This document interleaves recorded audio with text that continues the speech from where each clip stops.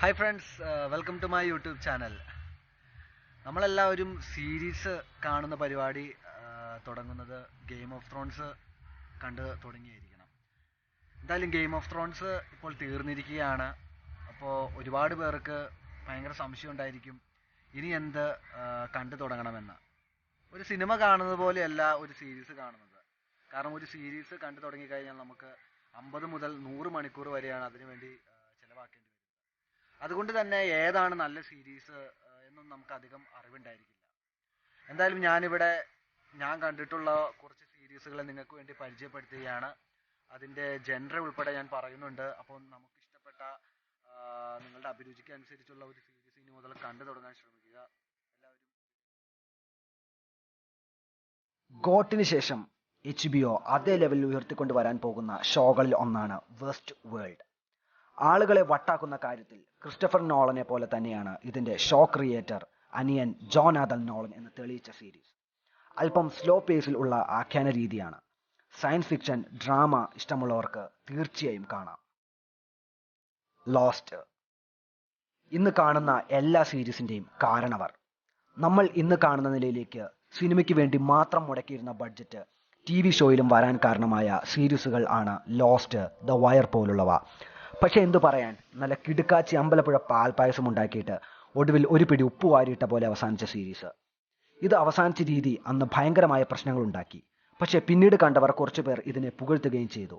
ആർക്കും ട്രാക്ക് ചെയ്യാൻ പറ്റാത്ത ഒരു ഐലൻഡിൽ പ്ലെയിൻ ക്രാഷ് നടക്കുന്നു.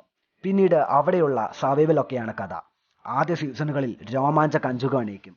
എന്നാൽ അവസാന ഭാഗത്തോട്ട് പോകുന്നതോടുകൂടി നിലവാരം താഴും. ഒരുപാട് സമയമുണ്ടെങ്കിൽ മാത്രം കണ്ടു തീർക്കാൻ പറ്റുന്ന ഒരു കിടുക്കൻ സീരീസ്. ഷെർലോക്ക് 1880 1904 കാലഘട്ടത്തിൽ ബേക്കർ സ്ട്രീറ്റിൽ ഡിറ്റക്റ്റീവായി ജീവിച്ച Sherlock Holmes computer smart phone കാലഘട്ടത്തിൽ ജീവിച്ചിരുന്നെങ്കിൽ എങ്ങനെ ഉണ്ടാവും എന്നുള്ള കഥ ഇവിടെ ഒരുപാട് പേർ കണ്ടു കഴിഞ്ഞ സീരീസ് ആവും. മികച്ച അഭിനയം, മേക്കിംഗ്, സ്ക്രിപ്റ്റ് കാണാത്തവർക്ക് കണ്ണും പൂട്ടി കാണാൻ 100% ഗ്യാരണ്ടി. ബ്രേക്കിംഗ് ബാഡ് എന്റെയും മറ്റു പലരുടെയും personal favourite TV series with the most satisfying ending. Mass, class, drama അങ്ങനെ എല്ലാം ഒത്തുചേർന്ന ഒരു അഡാർ ഐറ്റം. ആദ്യ എപ്പിസോഡുകൾ പതിയെ തുടങ്ങി ആവേശം പതിയെ ഉയർത്തിക്കൊണ്ടുവരുന്ന ഒരു series. Stranger Things science fiction. 80കളിലെ അമേരിക്കയിലെ ഒരു ചെറിയ ടൗണിൽ നടക്കുന്ന കഥ. അസാധ്യമേക്കിംഗ്. കുട്ടികൾ മുതൽ ഏതു പ്രായക്കാരെയും പിടിച്ചിരുത്തുന്ന series. Science fiction, horror fiction category. ധൈര്യമായി കാണാം. 3rd season ജൂലൈയിലിറങ്ങും. ട്രെയിലർ കണ്ട് തന്നെ ആകാംക്ഷയിലാണ്. നെറ്റ്ഫ്ലിക്സ് ആയതുകൊണ്ട് തന്നെ ആദ്യ ദിവസം തന്നെ മുഴുവൻ എപ്പിസോഡും കാണാൻ സാധിക്കും. 30 Reasons Why. ഈ സീരീസിന് ശേഷം ഇതുമായി ബന്ധപ്പെട്ട് ഒരുപാട് പഠനങ്ങളും വിവാദങ്ങളും ഉണ്ടായി. ആത്മഹത്യാ പ്രേരണ ഉണ്ടാക്കുന്നത് എന്ന് ചിലർ വാദിച്ചു. നേരെ തിരിച്ചാണെന്നും പറഞ്ഞവരുമുണ്ട്. തന്റെ മരണത്തിന് മുമ്പ് താൻ മരിക്കാൻ കാരണമായ 13 കാര്യങ്ങൾ തന്റെ സുഹൃത്തുക്കളുമായി ബന്ധപ്പെടുത്തി റെക്കോർഡ് ചെയ്ത് തന്റെ മരണശേഷം ആ റെക്കോർഡിംഗ്സ് അവരുടെ കൈകളിൽ എത്തും എന്ന് ഉറപ്പുവരുത്തിയ ശേഷം ആത്മഹത്യ ചെയ്ത പെൺകുട്ടിയുടെ കഥ. പിന്നീട് ഈ ടേപ്സ് മറ്റു വിദ്യാർത്ഥികളുടെ ജീവിതത്തിൽ മാറ്റം വരുത്തുന്നതാണ് കഥ. ആദ്യ 2 സീസണിൽ തന്നെ കഥ തീരും. അവിടെ തന്നെ ഇതുമായി ബന്ധപ്പെട്ട ബുക്കും അവസാനിക്കും. 3ാം സീസൺ മറ്റൊരു സ്റ്റോറി ട്രാക്കിൽ അടുത്ത വർഷം ഇറങ്ങും. Narcos. Drug cartels, cocaine mafia ഇതിലൊക്കെ താല്പര്യമുണ്ടെങ്കിൽ തീർച്ചയായും കാണാം. True story. ആദ്യ 2 സീസൺ പാബ്ലോ എസ്കോബാർ എന്ന കാർട്ടൽ തലയെ പിടിക്കാൻ അമേരിക്ക നടത്തുന്ന ഓപ്പറേഷൻ. 3ാം സീസൺ കാളി കാർട്ടലിനെ വേട്ടയാടുന്ന കഥ. ഗോട്ടിൽ ഒബേൻ മാർട്ടൽ ആയി വന്ന പെഡ്രോ പാസ്കലാണ് 3 സീസണും ലീഡ് റോൾ. സൗത്ത് അമേരിക്കയിൽ US നടത്തിയ പല ക്രൂരതകളും ഇതിൽ തുറന്നു കാട്ടുന്നുണ്ട്. 50% സ്പാനിഷാണ്. So subtitle must. ഡെക്സ്റ്റർ. രാത്രി സൈക്കോ കില്ലർ, പകൽ അതിന് തെളിവ് ശേഖരിക്കുന്ന ഫോറൻസിക് ഉദ്യോഗസ്ഥന്റെ കഥ. കണ്ടു തുടങ്ങിയത് കൊണ്ട് കൂടുതലൊന്നും പറയുന്നില്ല. നല്ല കിടുക്കാച്ചി ഐറ്റം. തീർച്ചയായും കാണാം. Mister robot. ഹാക്കേഴ്സിന് എങ്ങനെയൊക്കെ ലോകം മാറ്റിമറിക്കാൻ സാധിക്കും എന്ന് കാണിച്ചു തരുന്ന സീരീസ്.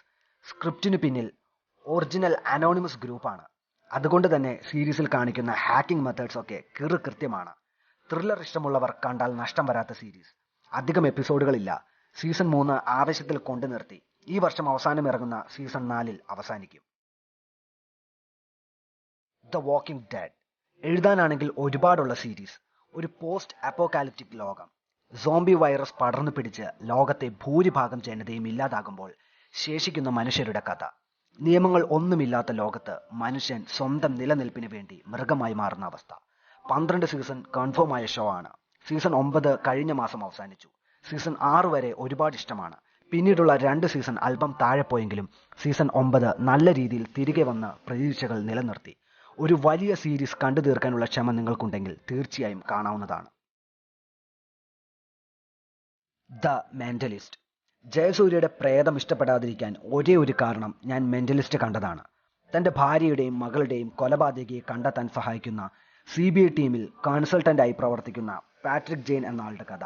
40 മിനിറ്റുള്ള ഓരോ എപ്പിസോഡും ഓരോ പുതിയ കഥ ആണ്. തന്റെ ബുദ്ധിശക്തി ഉപയോഗിച്ച് എല്ലാ കേസും ഇദ്ദേഹം തെളിയിക്കും. അത്യാവശ്യം തമാശ കലർന്ന സ്ക്രിപ്റ്റിംഗ് ആണ്. ബോർ അടിക്കാതെ കണ്ടിരിക്കാം. ആദ്യ 5 എപ്പിസോഡ് കണ്ടാൽ ചിലപ്പോൾ നിങ്ങൾ മുഴുവനും കണ്ടു തീർക്കാൻ സാധ്യതയുണ്ട്.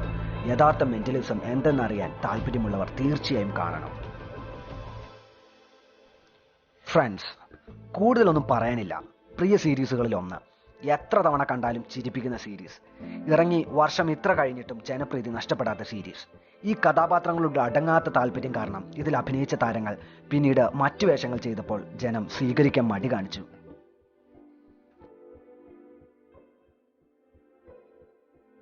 ഇതുപോലെയുള്ള മികച്ച മറ്റു സീരീസുകളെ പറ്റി നിങ്ങൾക്കറിയാമെങ്കിൽ കമൻറ്റ് ബോക്സിൽ കമൻറ്റ് ചെയ്യുക. ഈ വീഡിയോ ഇഷ്ടപ്പെട്ടെങ്കിൽ ഷെയർ ചെയ്യുക, ലൈക്ക് ചെയ്യുക, ചാനൽ സബ്സ്ക്രൈബ് ചെയ്യുക.